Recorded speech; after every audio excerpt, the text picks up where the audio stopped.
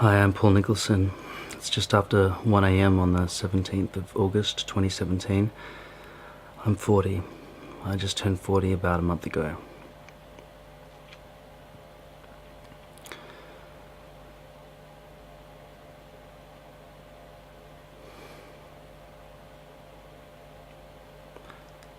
I don't want to cry, but I've made many diary entries about my sorrows, about my family not coming for me.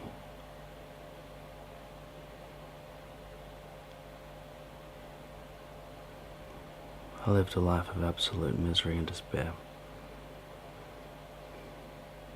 I'll summarize all that story by saying that I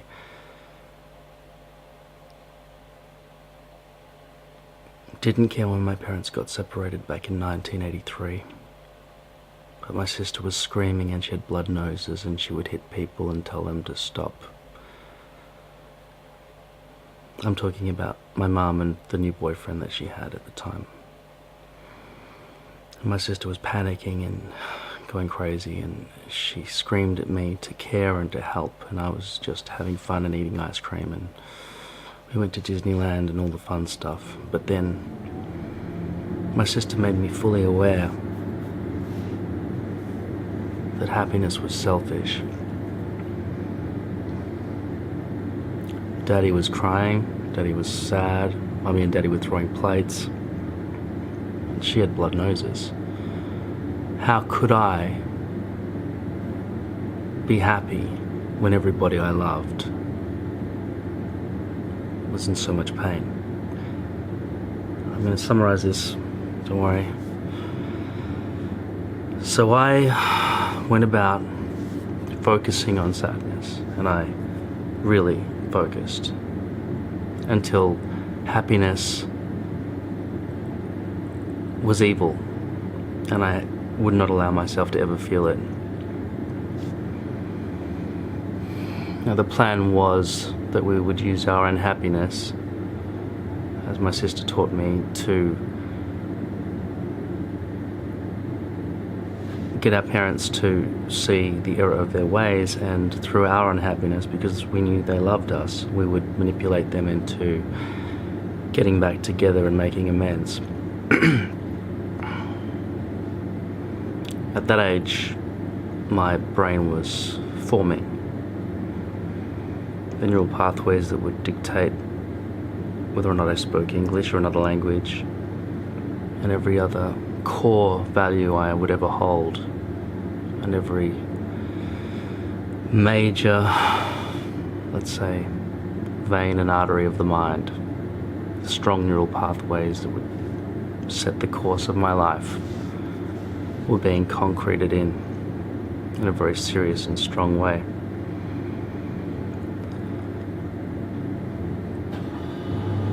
So I followed my sister and I did as she requested. And she was right after all. But she was my guide. And 4 years in, there were new people, a stepbrother, a stepmother. Not yet, but they were going to be. I didn't know. My mother had seen several partners in this time, and there had been kids along the way who just came and went. I didn't know those ones would be permanent. She finally met a man who she ended up staying with for, well, it's been about 30 years now, actually.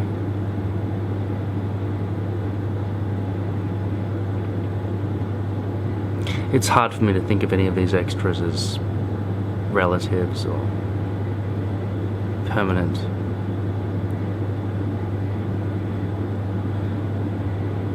Anyway, I refused to feel happy. And we were both doing this together, my sister and I, and then my sister suddenly just stopped without letting me know. And all of a sudden, the family counselling we were going to did not include my sister, my mother and my father anymore, but simply me. So there I was, and I still go every week.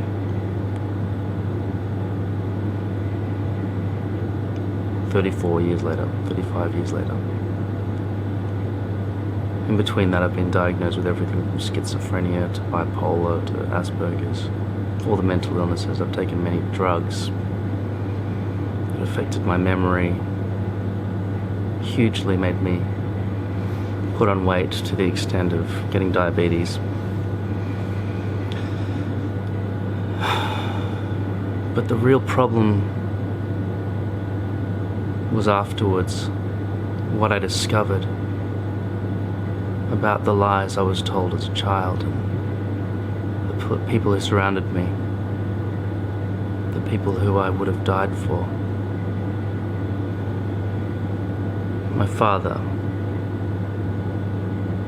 just went from absolutely loyal and passionate about me as a person to just closing the door and turning the volume up on the television set.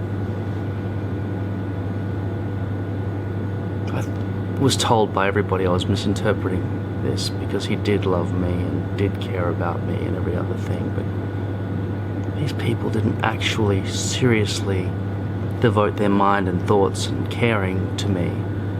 They simply, or should I say merely, said words that they were supposed to say. Over the years, I etched away at the bullshit. I didn't want to believe everything was just superficial without any of the passion that I felt for it. I would have died for anybody, anywhere, anytime, and I loved everybody in the world. I reinforced what my sister had told me about happiness being selfish. And I never was selfish, and I never was happy. I made sure I quelled all of that to make sure that all the problems in the world needed to be sorted first. I needed to make sure that I would help the desperate and needy, and I always did. I went above and beyond. I went into the pain of others and was there with them as they suffered. And I expected other people to simply do that for me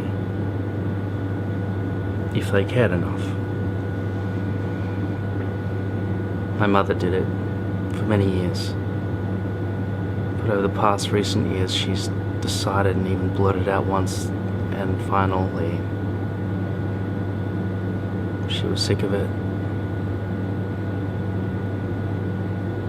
And while my suffering continues, she's got grandchildren now, with my sister having had a perfect life and children. Traveling the world, looking after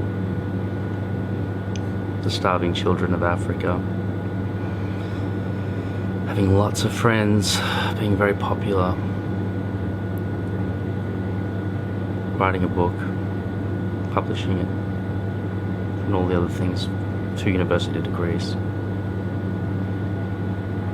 While I wandered the streets for my entire adult life, I even ran away from home just so they would chase me and prove they loved me. Surely my absence, my running away and saying I'm going to kill myself, and after all those years of screaming and crying and praying to God and begging them to please show me how truly intense their caring and love was, they never returned. They never gave me a more than 1%.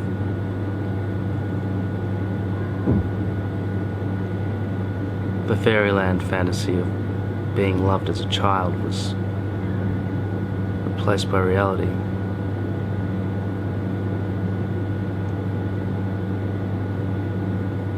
Love is not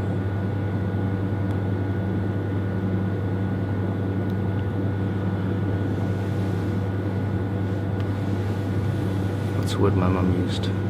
Unconditional.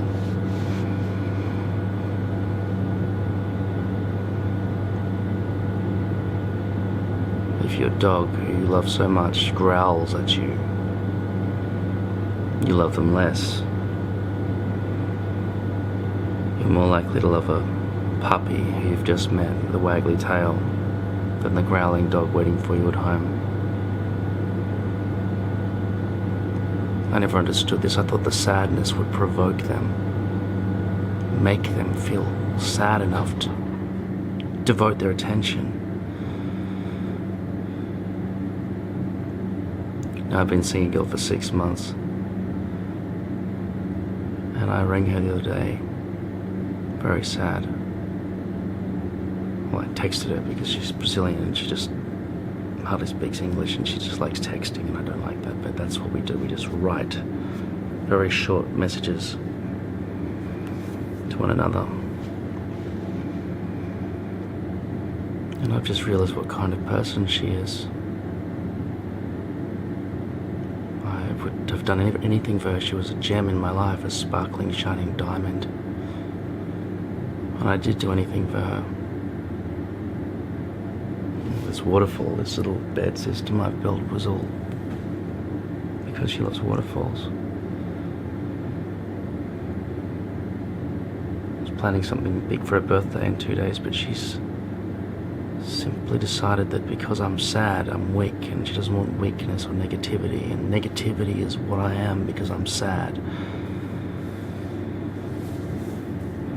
I've lost many friends this way, begging in tears for them to come and give me comfort. I've given them so much and they give me so little. I go into their minds and think about their thoughts and think about their problems and worries and happinesses and how to make their dreams come true. Tonight I took all of this equipment, this new camera setup I've got, and I took it to a guy who's basically just taken whatever he wants to take and not given much back in return. He told me the summary of what he's done for me today as I left, before handing him all this footage of him singing on the guitar. That he was going to make it and I wasn't, and therefore that means that I shouldn't get to play the guitar. It was all about him, and he'd already listened to me whine on about my ranting about my family and so on, so that was a fair exchange. He'd put up with it, he'd said. I've given him so much time and effort and thought. It's the same mentality as this girl, and I didn't know. Although I should have. She never said she loved me. I told her several times. She could see it. But I said I wouldn't even treat a stranger the way she treated me. A desperate person begging for help, and you just abandon them. For her and many others like her, who are the vast majority, this is normal. This is acceptable. As my father summarizes, I like happy things, not sad things.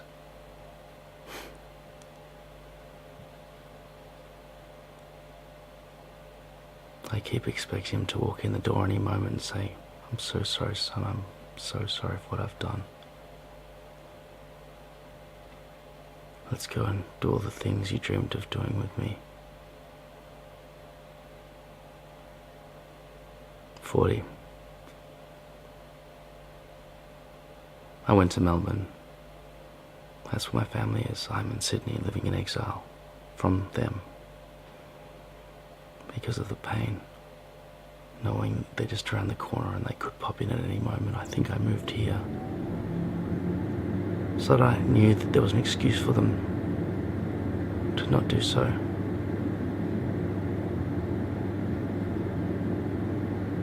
My acting career is just rubbish. I'm not getting any more calls. I've shaved my head because I'm balding. But I'm not sure how that would affect an acting career. I think it's pretty severe. I think it's not good for TV commercials.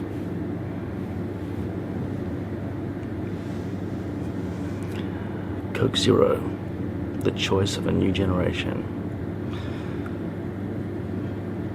I know that's the wrong slogan. Real taste, sugar-free. I'm addicted to this stuff.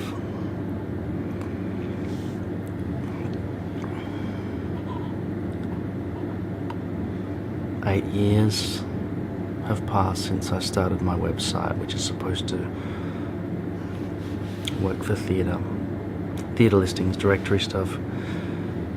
I've hired over 150 developers, and when I mention that to people, that they've all failed or quit, or I've had to fire them, and I've screened 2,500 of them, their conclusion is not, what a corrupt industry, you have an IQ of 148.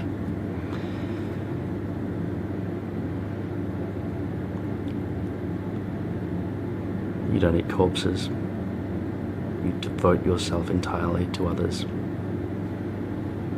You care far more about other people than yourself.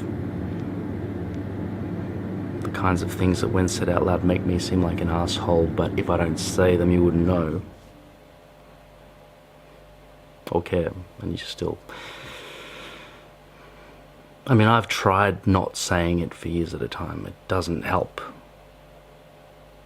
I don't get any benefit from saying I have done everything for other people and other animals and just dedicated myself to helping the needy, and when in strength, when I have motivation to not want to die that moment, to not feel extremely jet lagged. This is nighttime. I do not usually see the daytime. I very rarely see daylight, because when I sleep at night or go to bed at night, the thoughts, the memories flood in, the reality of waking up to Christmas Day and realizing that your parents were trying to murder you, or the equivalent, sets in, and I have to keep myself distracted. Daytime, everybody's awake around me. I've got some chance of sanity maintaining it, but nighttime, it's dangerous. The psychologist I'm seeing at the moment falls asleep while I'm talking to him, and I felt like I was having a heart attack from the panic. It might have just been a panic attack, but I was going to faint. It affects my driving as well sometimes. The weight of it all.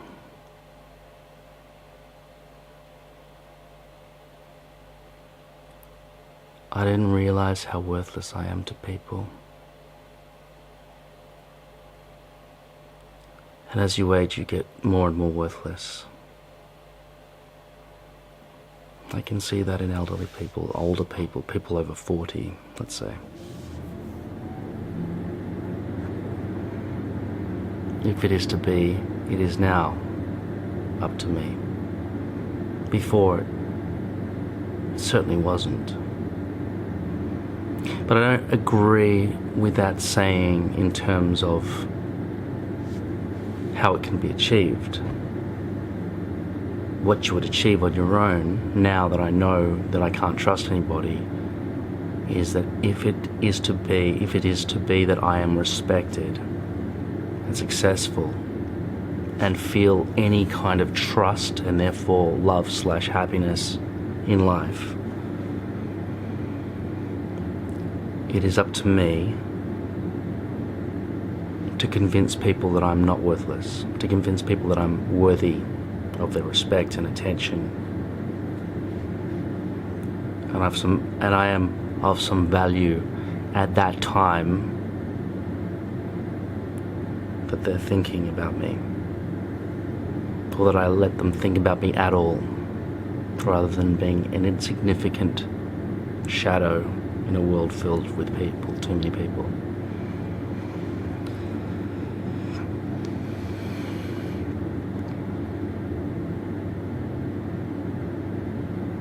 I have a better chance getting attention and love and care from strangers on the internet with a video like this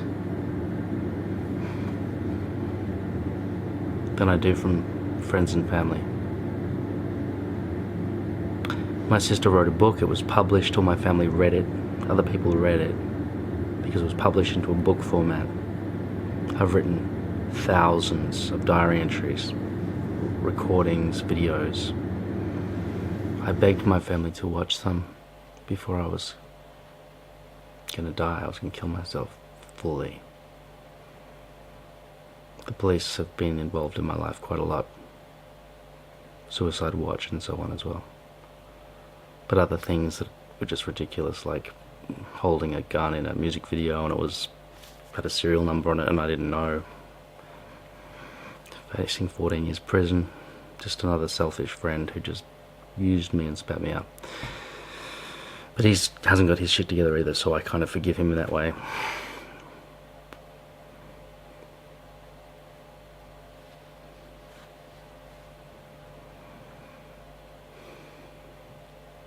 And I just can't forgive the fortunate people who abuse power. And my life is too short to try to change them or get revenge or any other things like that. It's just, it all makes your life just worse. Avoiding them is impossible because they're the majority of people. If they're not the majority of people, then I'm in the wrong place, because I've seen it more often than not. Best friends, girlfriends, family, the closest people. It feels the same as a death in the family. Abandonment, I mean. Abandonment feels somewhat worse, actually, than losing somebody to death.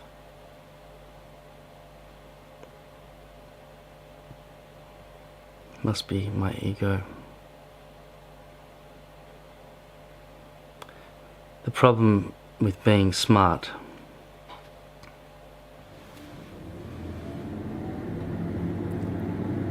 is that you question everything.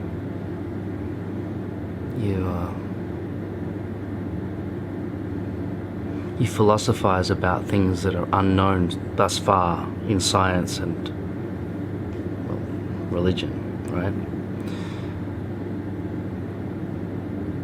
If God is not watching, if there's no reaction from the universe to my good behavior versus my bad behavior, etc., there's no judgment apparent, there's no reaction when I scream out to the sky and beg them to listen or give me a sign or any other thing. If there's a judgment system, because we're in a petri dish or some giant slugs with virtuality helmet on are getting points and I'm the slug or whatever, and this entire universe is me and I've got to try and make amends, will myself to put the jigsaw back together or something before the timer runs out. I have no idea. This sort of shit has stopped me from living, but also really there's no one else to talk about it with. The what ifs. You're on your own when you think about these things too much.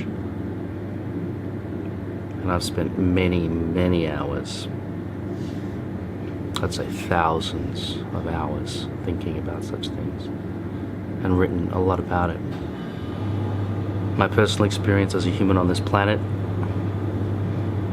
I've often had to push that aside, and I've done it probably to safeguard myself against the pain of reality, because it wasn't like I was being distracted with so many happy thoughts and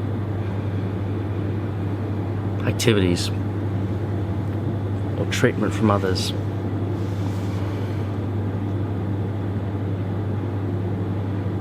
And I know all the things you could possibly say about focusing my mind on the good things and so on.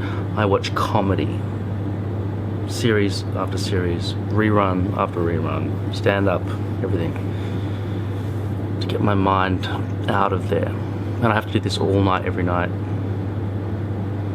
At least I'm wise enough now to not watch sad movies at night, unless I'm with somebody to keep me safe and company.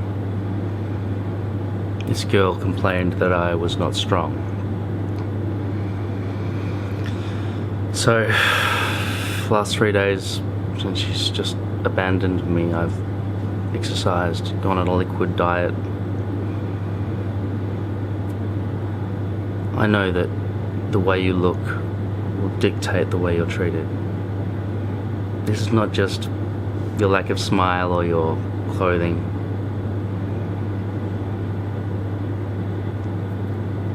Or your hair. But it's those three things actually.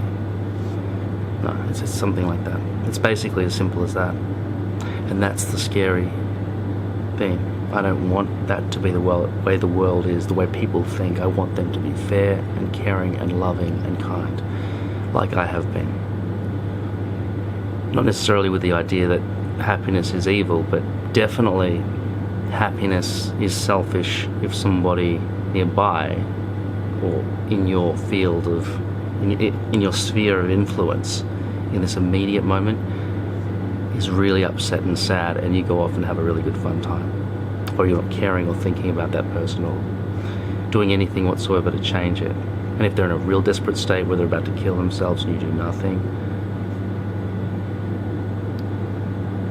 I can't see any reason why that's not murder or an accomplice to murder. Also, just finally, because this video only allows for 29 minutes of filming at a time or something, it's good for you, actually. I'm going to keep it short.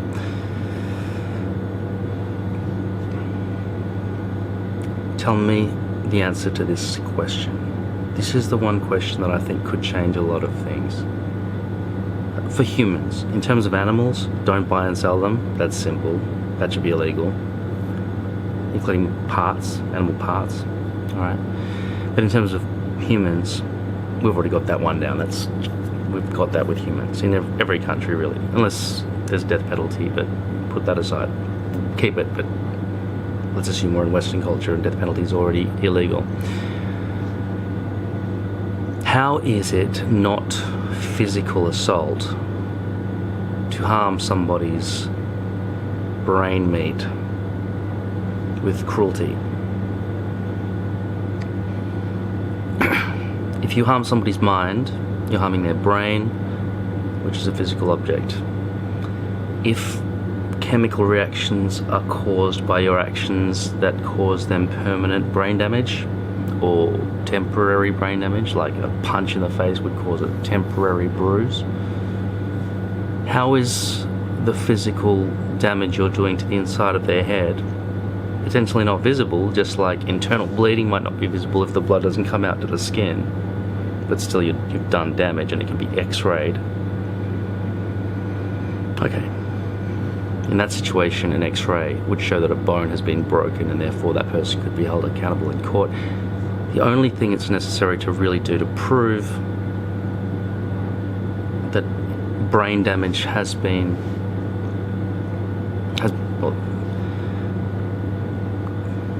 do you commit damage?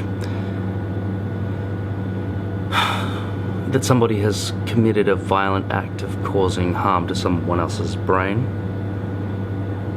is probably through an MRI scan.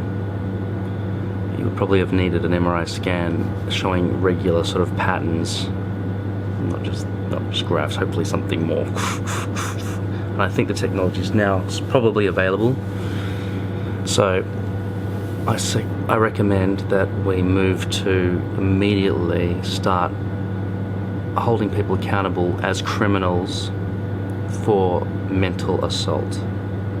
Or we could say neural assault if you want to look at that, but there could be other parts of the brain. I don't know what they're all called: amygdala, cortex, cerebellum, everything that is inside your head and unseen. If somebody harms you in that way, like my father has to me and other people in my life have to me, through their carelessness or through their deliberate malicious actions, let's find a way to hold those people to account for causing grievous bodily harm, physical assault, etc. Okay, time's up.